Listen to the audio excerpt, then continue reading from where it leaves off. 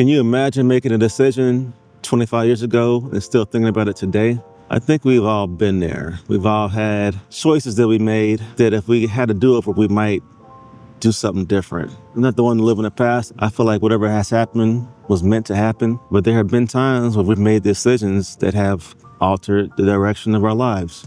And I think we do sit with that sometimes and wish we could have went a different direction.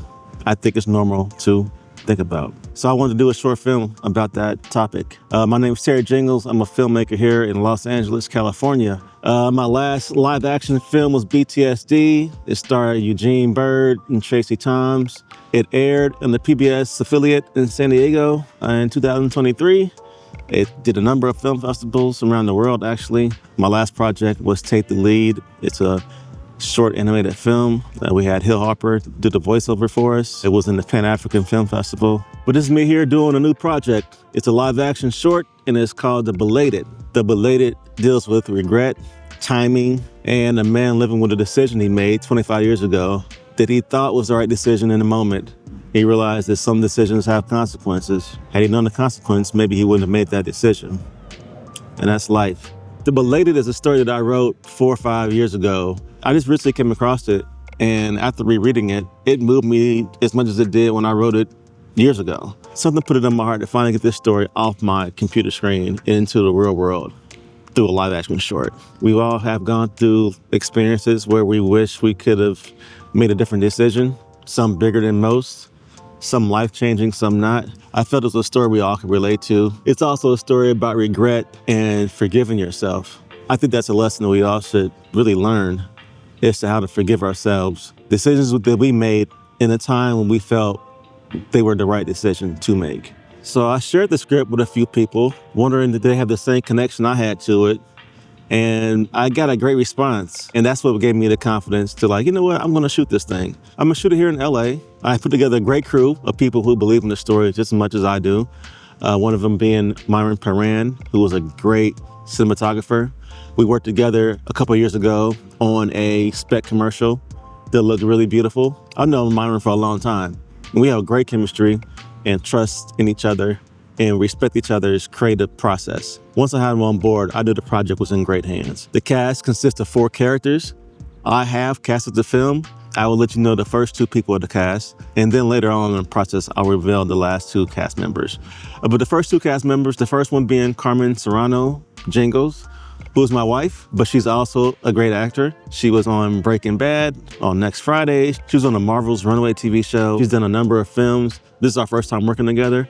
So we're really excited about that. I wrote the part with her in mind. So she's been a part of the process of developing this story. The second cast member that I will reveal is Brad Jordan, who's also known as hip-hop legend Scarface. I worked with Scarface, 22 years ago. Wow, 22 years ago.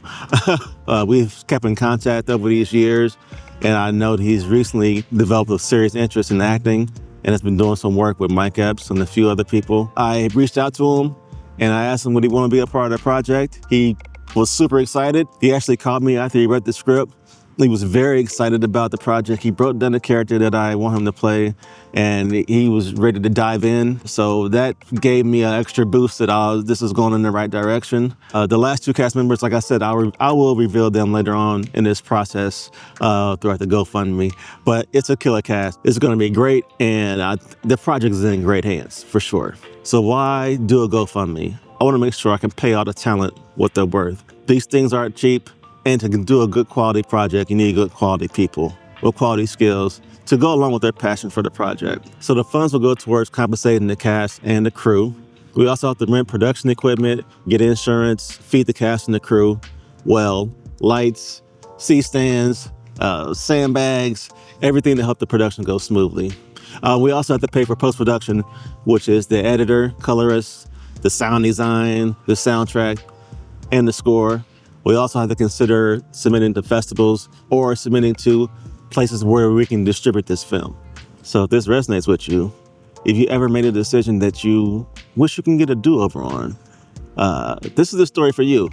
I would love your support. Any amount helps. Last time we did this, I did the BTSD project, which I'm still grateful for. Thank you guys so much for that.